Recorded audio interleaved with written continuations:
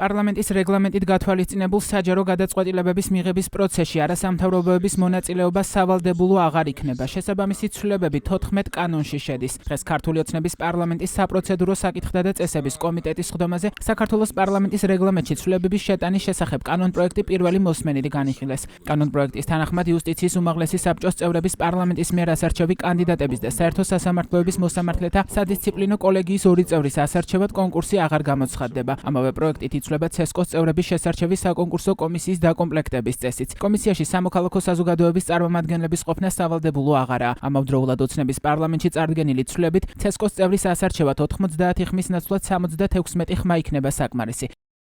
დღევანდელი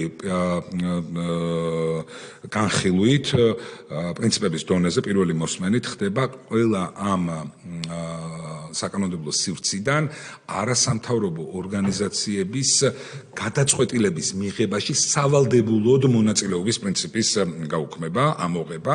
ეს ცხადია ბუნებრივია არ ნიშნავს იმათ, რომ ურთიერთობის დონეზე წინადადებების მიწოდების თვალსაზრისით, განხილვის თვალსაზრისით ჩვეულებრივად არასამთავრობო ორგანიზაციები, საზოგადოებრივი ორგანიზაციები ჩვენს ქვეყანაში ისევე როგორც ეს ადრეც ხდებოდა არიან სრულიად უფლებამოსილი მიიღონ მონაწილეობა ყველა იმ საკითხში, რომელიც არის მათთვის საინტერესო, მაგრამ სავალდებულოდ მათი ჩართულობა გადაწყვეტილების მიღებაში აღარ იქნება პრინციპურად დაშვებული და ეს ყველაფერი კანონის დონეზე შესაბამისად იქნება კანონიდან ამოღებული. არასამთავრობო ორგანიზაციის წარმომადგენლების შეფასებით ქართული ოცნება მიზანმიმართულად გამს ასეთ ნაბიჯებს იმისთვის, რომ გაანადგუროს სამოქალაქო სექტორი. მათი თქმით, ივანიშვილის ხელისუფლება ყველაფერს აკეთებს იმისთვის, რომ ქვეყანა ევროკავშირს მაქსიმალურად დააშოროს.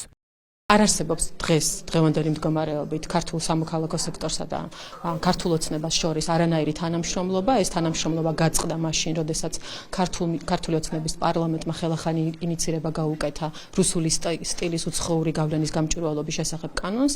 ამ ეტაპზე ჩვენ ურთიერთობა გავწყვიტეთ და ვთქვით, რომ ეს ურთიერთობა არ განახლდებოდა თუ ქართული ოცნება არ იტყოდა უარს ამ კანონპროექტის ინიცირებაზე. ის რომ კანონიდან იღებენ ეს ჩემთვის არანაირი სიურპრიზი არ არის, იმიტომ რომ ჩვენ გაცილებით უფრო მძიმე საკანონმდებლო ცვლილებები ვნახეთ ქართული ოცნების მიერ განხორციელებული. ეს ცვლილებები უბრალოდ პრობლემურია ის, რომ შემდეგ კანონმდებლობაში იქნება უამრავი ცვლილება ხელახლა განსახორციელებელი. ის რაც წლების განმავლობაში შენდებოდა რაღაც ინსტიტუტები, რაღაც ფორმულირებები კანონმდებლობაში, ეს იქნება ყველაფერი ხელახლა გასასწორებელი. თორე დღეს რომ სამოქალაქო სექტორს და ქართულ ოცნებას შორის ურთიერთობა არ იქნება, გინდა კანონში ეწეროს და გინდა არ ეწეროს, ეს თავისთავად ცხადია. ჩვენ ბოლო 2 წლის განმავლობაში და კიდევ უფრო ადრე დაიწყო ეს ყოველდღურად ხედავთ არასამთავრობო ორგანიზაციების მიმართ როგორი მტრულია ქართული ოცნების დამოკიდებულება, როგორც საკანონმდებლო თვალსაზრისით, ასევე რიტორიკის თუ პროპაგანდის თვალსაზრისით, მუდმივი თავდასხმების ობიექტები ხდებიან არასამთავრობო ორგანიზაციები და მათი ხელმძღვანელები თუ რიგით თანამშრომლები.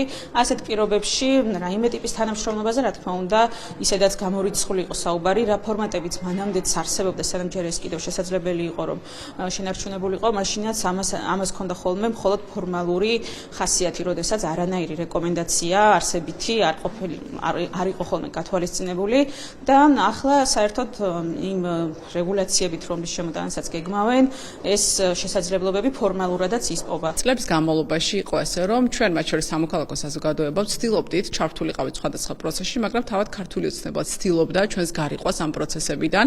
ბოლო რამდენიმე წლის განმავლობაში, მაგალითად იგივე საარჩევნო ჯგუფში ჩვენი ორგანიზაცია არ დაუშვეს და ასე შემდეგ და ჩვენ მას შემდეგ გავჩერდით, რაც უკვე ვნახეთ, რომ ისინი დგამდნენ უკიდურესად ანტიდემოკრატიულ ნაბიჯებს და მათ შორის რუსული კანონი იქნა მიღებული სამოქალაქო საზოგადოების გაქრობისთვის, ხო, ქვეყანაში და დევნისთვის.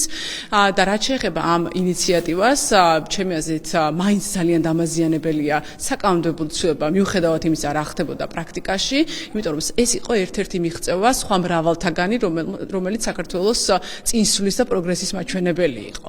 იმიტომ რომ სამოქალაქო საზოგადოების ჩართულობა რას ნიშნავდა? ეს ნიშნავდა სხვადასხვა პერსპექტივის, სხვადასხვა მოქალაქეების და ჯგუფების აზრის გათვალისწინებას კანონშემოქმედებით პროცესში, რომ კანონმდებლობა ყოფილიყო ყველასთვის მოსარგები, უფრო ინკლუზიური, სხვადასხვა ჯგუფების ინტერესის გავტარებელი. საკანონმდებლო ცვლილებების ინიციატორები არიან ფრაქცია ქართული ოცნებისა და ფსევდოოპოზიციური ხალხის ძალის წარმომადგენლები. კომიტეტმა საკანონმდებლო ცვლილებათა პაკეტს მხარი დაუჭირა. ქართულმა ოცნებამ დაანონსა, რომ ყველა კანონიდან და კანონქვემდებარე აქტიდან ამოღებული გამოყენებული იქნება ნორმები, რომლებიც საჯარო გადაწყვეტილებების მიღების პროცესში არასამთავრობო ორგანიზაციების სავალდებულო მონაწილეობას ითვალისწინებს.